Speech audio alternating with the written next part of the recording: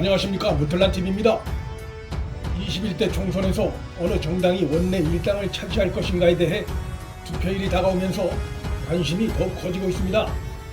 과반 의석을 넘기면 자동으로 원내 1당이 되겠지만, 그렇지 못할 경우 선거 후 연합을 통해서라도 원내 1당이 돼 국회의장을 차지해서 국회 운영의 주도권을 쥐려는 미래통합당과 민주당 간의 계산이 치열하게 맞붙고 있습니다. 미래통합당과 민주당 중 어느 당이 원내 1당이 되는가는 군소 정당들이 확보할 의석수가 얼마나 되는가와도 깊은 연관이 있습니다. 민주당과 합당할 것이 예상되는 더불어시민당과 열린민주당을 제외한 국민의당, 정의당, 민생당 등 나머지 군소 정당들이 이번 총선에서 몇 석이나 얻는가에 따라 미래통합당과 민주당이 원내 1당이 되기 위해 이번 총선에서 확보해야 할 총 의석수가 나옵니다. 예상을 좀 더 보수적으로 하기 위해 리얼미터가 지난 26일 공개한 비례대표 정당 투표 의향이 그대로 반영된다고 가정하고 연합뉴스가 계산한 내용을 인용할 경우 예상 비례 의석은 시민당이 16석, 미래한국당이 16석, 열린민주당이 7석, 정의당이 3석, 국민의당 3석, 친박신당 1석, 민생당이 0에서 1석이었습니다. 즉 정의당, 국민의당, 친박신당, 민생당이 확보할 것으로 예상되는 비례의석은 7석에서 8석에 불과했습니다.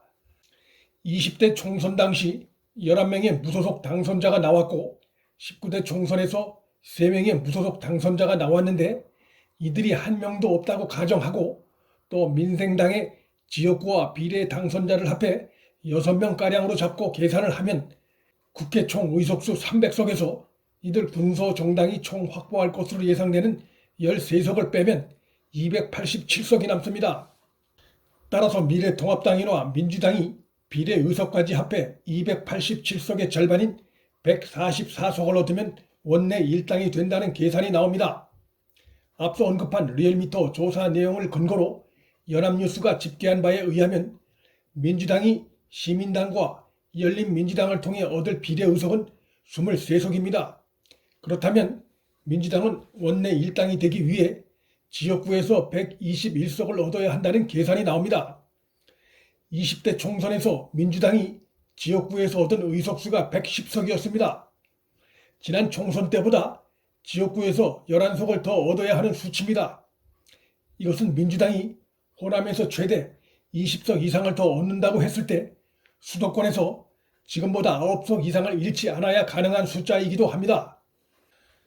민주당이 과연 호남에서 지난 총선 때에 비해 20석 이상을 더 얻을 수 있을지, 또 집권 4년차가 시작되는 시기에 치러지는 총선에서 집권당인 민주당이 수도권에서 지난 총선 때에 비해 9석 이하로 의석을 잃을 수 있는가가 불확실합니다.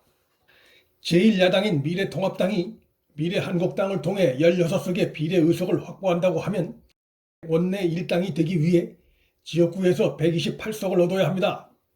미래통합당이 20대 총선에서 수도권에서 민주당에 대패하면서 얻은 지역구 의석이 105석이었습니다.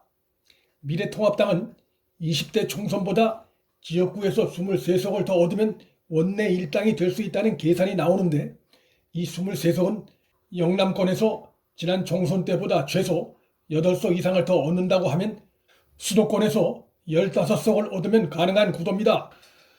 민주당이 지난 20대 총선 수도권에서 무려 82석을 얻었는데 이 숫자는 민주당의 전신이랄 수 있는 민주통합당이 19대 총선 수도권에서 얻은 65석과 18대 총선 당시 수도권에서 얻은 26석과 비교할 때 과도하게 증가된 의석수라고 할 수 있습니다. 따라서 집권당이자 집권 후반기에 접어든 민주당이 이번 총선 수도권에서 20대에 비해 9석 이하 정도로 의석을 잃는 선전을 하긴 쉽지 않을 것으로 전망됩니다. 다만 지금까지 살펴본 시뮬레이션은 특정 시기, 특정 여론조사 기관의 결과를 근거로 추정했다는 점, 양당의 충청 의석수에 변화가 없다고 전제하고 또 무소속 당선자를 계산해서 배제했다는 한계가 있습니다. 또한 한국갤럽 등 여론조사에서 정권 비판 쪽에 기울어 있는 것으로 조사되고 있는 무당층 표심이 배제됐다는 점, 수시로 변할 수 있는 중도층 표심이 특정 시기에 나타난 결과로 반영된 예상이라는 한계도 있습니다. 또 한 가지 빼놓을 수 없는 중요한 것이 있습니다. 한국언론진흥재단이 지난 20대 총선 직후에 투표한 유권자 1,158명을 대상으로 설문조사한 결과 응답자의 48.7%가 투표일 일주일 이내에 표심을 최종 결정했다고 답했고, 이 중 투표 당일 결정했다는 응답도 20.6%나 됐습니다.